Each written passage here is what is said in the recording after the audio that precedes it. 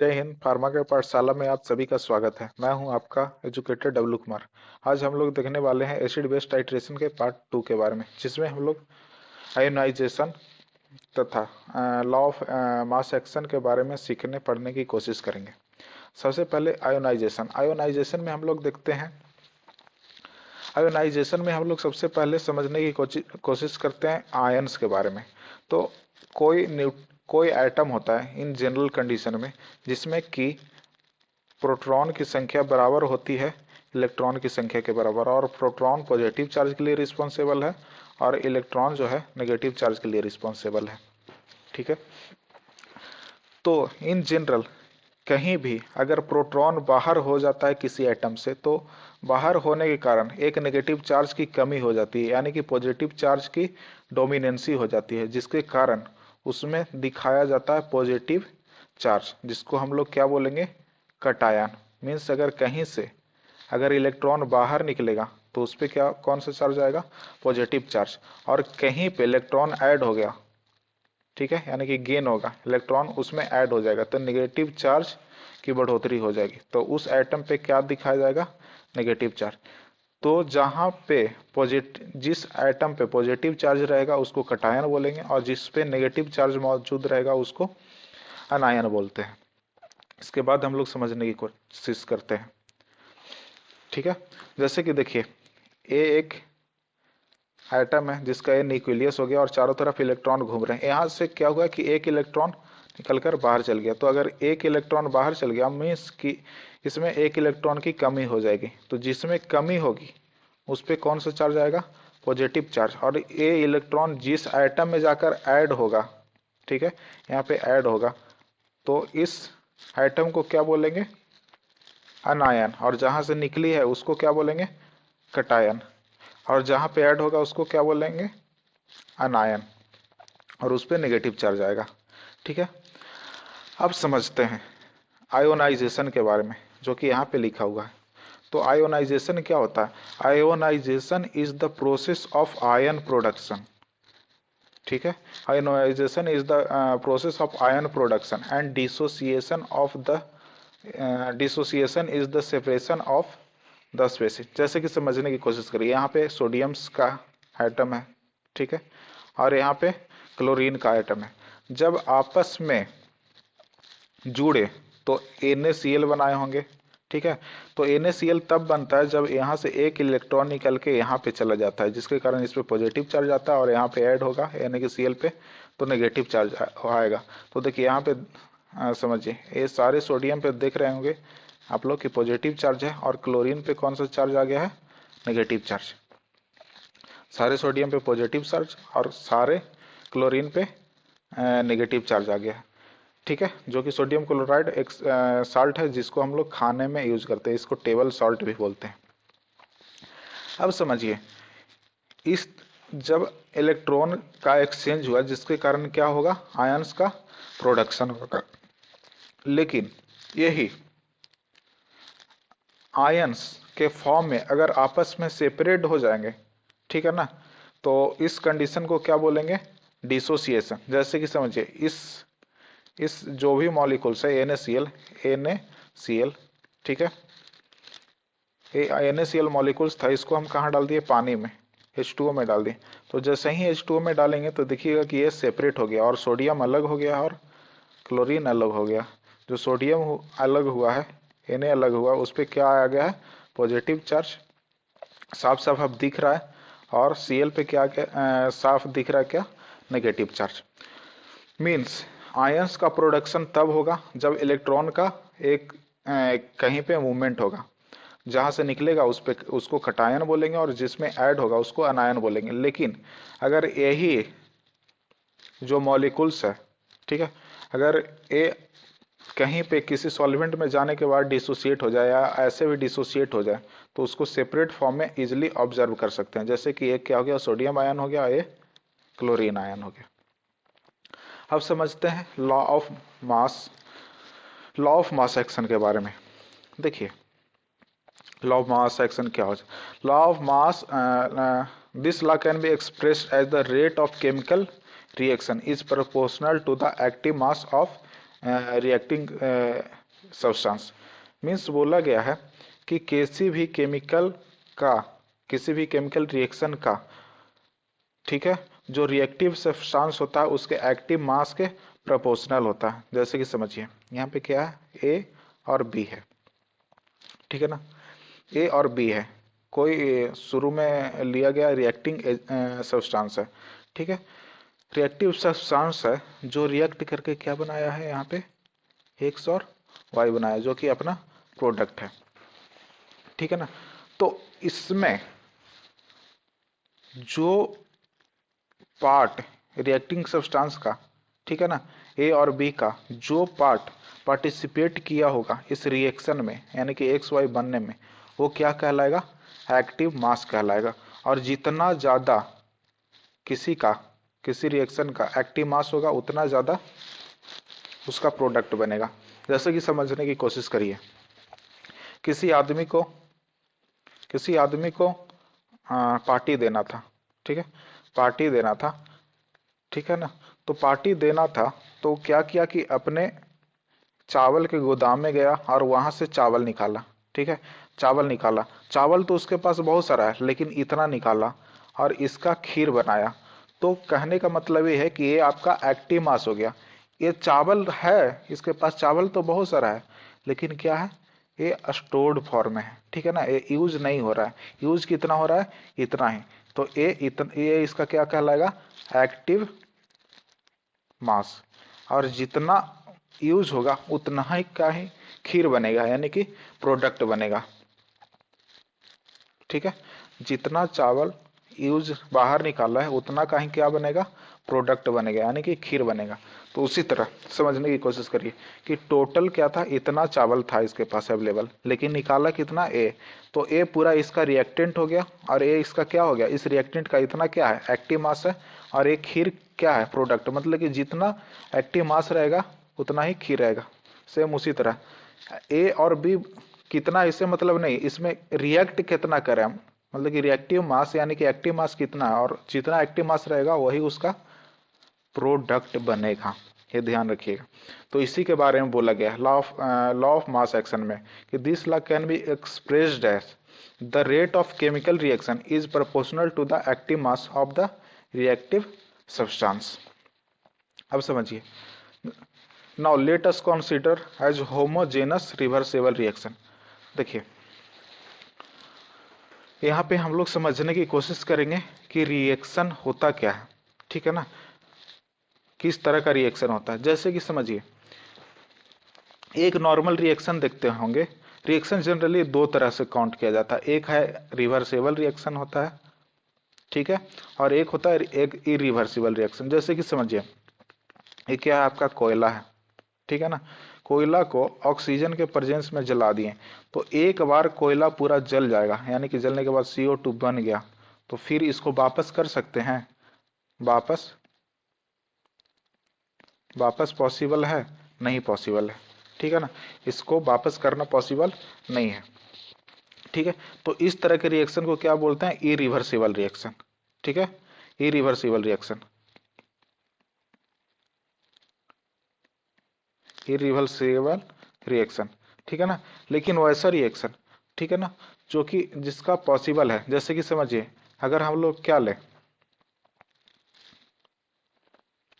जैसे कि हम लोग पानी लें, ठीक है ना, पानी ले और इसको गर्म करके जल वाष्प बना दे, जलवाष्प बना दे, और फिर से इसको क्या करे, ठंडा करे, तो फिर से क्या बन जाएगा, पानी। तो देखिए, तो पानी को गर्म करने से क्या हो रहा है, जलवाष्प बन रहा है, और फिर से ठंडा होने से क्या बन रहा है, पानी। तो इस तरह के रिएक्शन को हम लोग क्या बोलेंगे, रिवर्सेबल रिएक्शन, रिवर्सेबल रिएक्शन। और ध्यान दीजिएगा कि इरिवर्सेबल रिएक्शन का एरो कुछ इस तरह से रहेगा, मतलब कि वन डायरेक्शनल, और रिवर्सेबल रिएक्शन का एरो टू डायमेंशनल रहेगा, मतलब कि आधा ऊपर की तरफ, आधा नीचे की तरफ, ठीक है। जैसे कि ए बी से क्या बन रहा है, सी डी, और सी डी से क्या बन रहा है, A B, just like a पानी की तरह, कि पानी है जो गर्म होके क्या बन रहा है, जलवाष्प, जलवाष्प ठंडा होके पानी। तो किसका रिएक्शन हो गया, किसका एग्जाम्पल हो गया, रिवर्सेबल का, ठीक है ना। लेकिन इरिवर्सिबल कंडीशन में क्या होता है, सिर्फ और सिर्फ एक तरफ होता है। जैसे कि कोयला ऑक्सीजन से रिएक्ट करके CO2 बन गया, तो फिर कितना भी कोशिश कर लीजिए CO2 को हम लोग कोयला नहीं बना सकते। ठीक है, ये जो H2O है, अगर आगे की ओर रिएक्शन बन रहा है, किसी रिएक्टेंट से प्रोडक्ट बन रहा है, तो उसको फॉरवर्ड रिएक्शन बोलते हैं। और प्रोडक्ट से फिर से क्या बन रहा है, रिएक्टेंट बन रहा है, तो इसको क्या बोलते हैं, बैकवर्ड रिएक्शन बोलते हैं। तो रिवर्सेबल में फॉरवर्ड भी होगा रिएक्शन और बैकवर्ड भी होगा, लेकिन इरिवर्सेबल में सिर्फ क्या होगा, फॉरवर्ड रिएक्शन होगा। ठीक है, according to law of mass action में समझते हैं। इसमें क्या होता है कि ए और बी मिल के क्या बना रहा है, सी और डी बन रहा है। ये किस में देख रहे हैं हम लोग, रिवर्सेबल रिएक्शन में देख रहे हैं। तो देखिए रिवर्सेबल रिएक्शन को जो ए प्लस बी मिलकर सी और डी बन रहा है, तो इस ए प्लस बी मिलकर सी और डी जो बन रहा है, इसकी कुछ स्पीड होती है कि कितना तेजी से बन रहा है, इसी को क्या बोलते हैं, वेलोसिटी। तो अगर फॉरवर्ड की बात करें जाए, तो फॉरवर्ड को क्या लिखेंगे, VF लिखेंगे। तो VF बराबर क्या लिखेंगे, K1 under bracket A under bracket B। मतलब समझिए, अगर फॉरवर्ड रिएक्शन की बात किया जाए, तो ए का और बी का एक्टिव मास पार्टिसिपेट किया होगा और कुछ फ्रैक्शन ऑफ किया होगा, तो इसके लिए क्या देंगे, कांस्टेंट देंगे। उसी तरह इससे क्या बना होगा, बैकवर्ड रिएक्शन करके प्रोडक्ट से क्या बना होगा, रिएक्टेंट, तो इसके लिए क्या देंगे, VB देंगे। और सेम उसी तरह क्या लिखेंगे, K2 under bracket C and under bracket D, जहां पे क्या हो गया, VF बराबर वेलोसिटी ऑफ फॉरवर्ड रिएक्शन और VB हो गया वेलोसिटी ऑफ बैकवर्ड रिएक्शन। और यहाँ पे K1 एंड K2 और क्या हो गया, कांस्टेंट हो गया। अब समझिए, एट इक्विलिब्रियम कंडीशन की हम लोग बात करें। पहले इक्विलिब्रियम होता है क्या, जो समझते हैं। देखिए, इक्विलिब्रियम वो कंडीशन है जहां पे दोनों तरफ की चीजें क्या हो, बैलेंस हो। जैसे कि समझिए, यहाँ पे एक जो गोल गोल पत्थर है, इस पे ऊपर में एक डंटा रख दिया, उस पे पत्थर को बैलेंस किया गया है। तो एक ऐसा कंडीशन आएगा कि थोड़ा सा अगर वेट ज्यादा होगा, तो चांसेस है कि इस तरफ गिर जाए या चांसेस है कि इस तरफ गिर जाए। लेकिन एक ऐसा भी पॉइंट आता है जहां पे दोनों का बैलेंस क्या हो जाता है, बराबर हो जाता है, और न इसको इधर गिरा पाता है, न इसको इधर। तो इस कंडीशन को ही क्या बोलेंगे, इक्विलिब्रियम। जैसे कि समझिए, हम लोग डेली सब्जी लेने जाते हैं, तो अगर 1 kg सब्जी लेना है, तो इस तरफ यहाँ पे 1 kg सब्जी देता है, ठीक है, वेजिटेबल्स देता है। तो इक्विलिब्रियम कंडीशन वो होगा जब 1 kg बटखारा के बराबर 1 kg सब्जी दे, न ज्यादा दे न कम दे। ठीक है, तो उसी को क्या बोलेंगे, इक्विलिब्रियम कंडीशन। जैसे कि समझिए, यहाँ पे वाटर का मॉलिक्यूल्स है, जो इधर से कुछ मॉलिक्यूल्स है, ठीक है, कलर का, और इधर वाटर है। तो एक क्या हुआ कि से इधर की ओर मूव कर रहा है, क्योंकि इस तरफ वाटर ज्यादा है और इस तरफ डाई का मॉलिक्यूल्स ज्यादा है, और इधर की ओर जा रहा है। और ये तब तक जाते रहेगा जब तक इधर पानी ना आ जाए बराबर कंडीशन में, जितना कि इस तरफ है, और बराबर कंडीशन में जितना कि डाई इस तरफ से इस तरफ ना चल जाए। मीन्स दोनों तरफ पानी और डाई का मॉलिक्यूल्स इक्वल नंबर में आ जाएगा, तो कहेंगे क्या, इक्विलिब्रियम कंडीशन। इक्विलिब्रियम कंडीशन उसको बोलेंगे जहां पे दोनों तरफ की चीजें क्या हो, बराबर हो। तो यहाँ पे अगर इक्विलिब्रियम कंडीशन बोला है, मतलब कि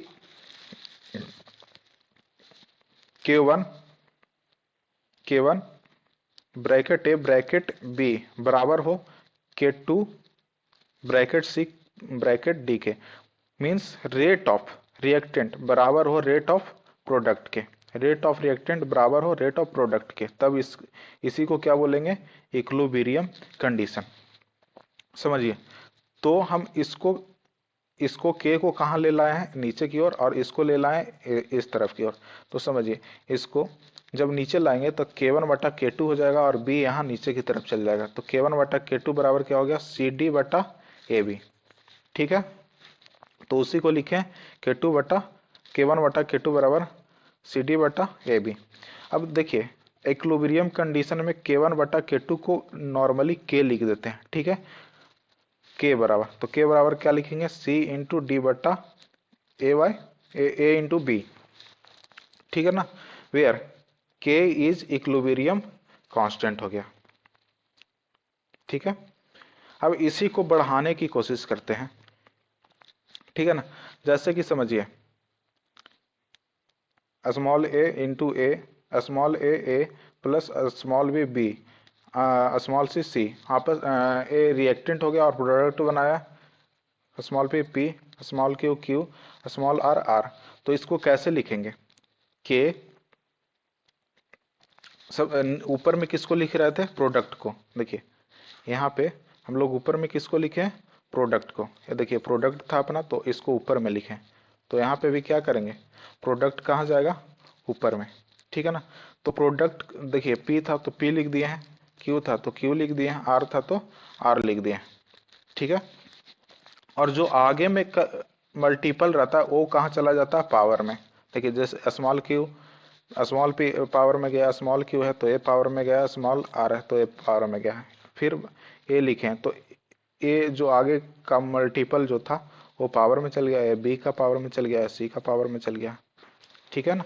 where A B and C and P Q R number of molecules of reacting species. जैसे कि हम लोग किसी भी स्पेसीज का एज जो है इन नंबर ऑफ मॉलिक्यूल्स को दिखाने की कोशिश किया गया। जैसे कि समझिए यहाँ पे अमोनिया की बात करते हैं तो NH3 क्या बना रहा है, N2 प्लस H2, ठीक है ना। इसको बैलेंस करने के लिए आगे दो से गुना किया है कि यानी कि 2 NH3 2 अमोनिया है जो एक नाइट्रोजन गैस बाहर निकलवा रहा है एक मॉलिक्यूल्स, और 3 हाइड्रोजन मॉलिक्यूल्स को बाहर निकालवा रहा है, ठीक है। तो देखिए ये आपका क्या हो गया, रिएक्टेंट हो गया और ये प्रोडक्ट हो गया, ठीक है ना। तो इसको हम के इक्विलिब्रियम बराबर लिखेंगे N2 और H2 बटा NH3। अब देखिए हम क्या बताएं कि जो भी आगे मॉलिक्यूल्स ए जो आगे रहता है ये नंबर ऑफ मॉलिक्यूल्स को बताने की कोशिश करता है, ठीक है ना। जैसे यहाँ पे हम लिख भी चुके हैं, ये नंबर ऑफ मॉलिक्यूल्स को बताता है, ठीक है। तो समझिए ए जो 3 लिखा हुआ है ये क्या बता रहा है, नंबर ऑफ मॉलिक्यूल्स। तो बताया ना कि किसी जो आगे मल्टीपल रहता है नंबर ऑफ मॉलिक्यूल्स बताता है वो पावर में चला जाता है। तो अगर ऐसे लिखेंगे लॉ ऑफ मास एक्शन में तो ये कहाँ चला जाएगा, पावर में। तो H2 ब्रैकेट का क्या हो जाएगा, पावर 3। और यहाँ पे देखिए कुछ नहीं है तो आगे 1 है तो किसी का पावर 1 भी का वैल्यू सेम ही होता है। और यहाँ पे कितना आ जाएगा, पावर 2 आ जाएगा, ठीक है।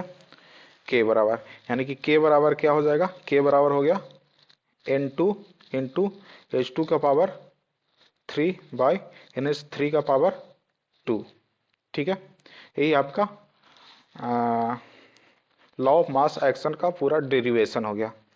And thank you for watching, like share and subscribe, thank you.